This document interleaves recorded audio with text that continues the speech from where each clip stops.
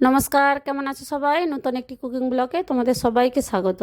দেখো, বৃষ্টিও হচ্ছে, খুব বড়া পাও খেতে মন গেছিলো, সেই জন্য বড়া বানিয়েছিলাম ঘরেতে। আমি দেখো আলুগুলা সেদ্ধ করে নিয়েছি, একটা মশলা রেডি করব। একটা মিক্সি জারেতে রসুনের কলি দিয়েছি, কড়ি পাতা, কাঁচা লঙ্কা, ধনে পাতা দিয়ে এগুলো দরদরা পেস্ট বানিয়ে নিয়েছি।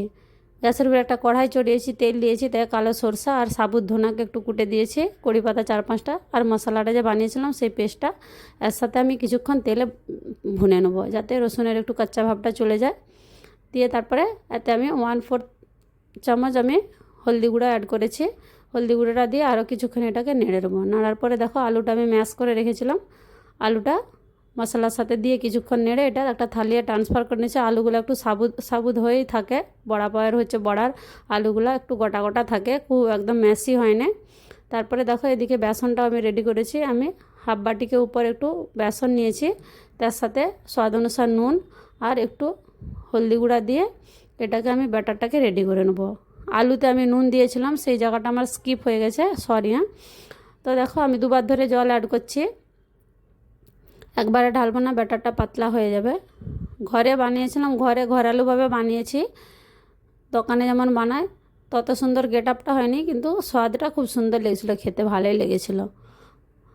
তো দেখো আমি এটাকে কিছুক্ষণ সাইডে রেখে দেবো বেসনটাকে দিয়ে, তারপরে আলুগুলো আমি গোল গোলভাবে এরকম বানিয়েছিলাম।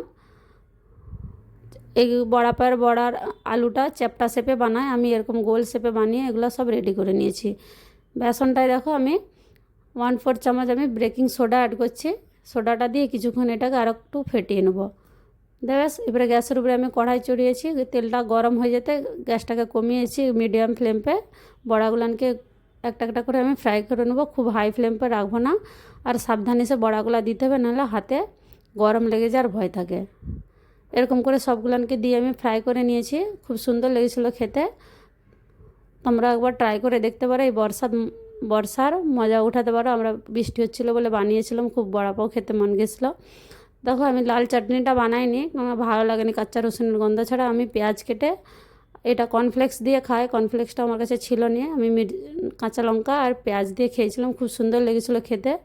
তো আজকের এই সিম্পল সা রেসিপি কেমন লাগলো অবশ্যই বলবে। সবাই ভালো থাকবে, সুস্থ থাকবে, আবার মিলবো নেক্সট ব্লগে নতুন একটি ভিডিওর সাথে। ভিডিওটা পুরো দেখার জন্য অসংখ্য ধন্যবাদ।